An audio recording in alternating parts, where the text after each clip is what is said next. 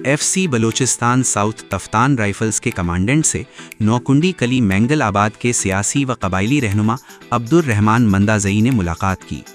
मुलाकात के दौरान अब्दुर रहमान मंदाज़ई ने इलाके के अवाम को दरपेश मसाइल के हवाले से गुफ्तगू की, जिस पर तफ्तान राइफल्स के कमांडेंट ने ज़िले इंतज़ामिया के ताउन से मसाइल के हल के लिए हर मुमकिन इक़दामात की यकीन दहानी कराई।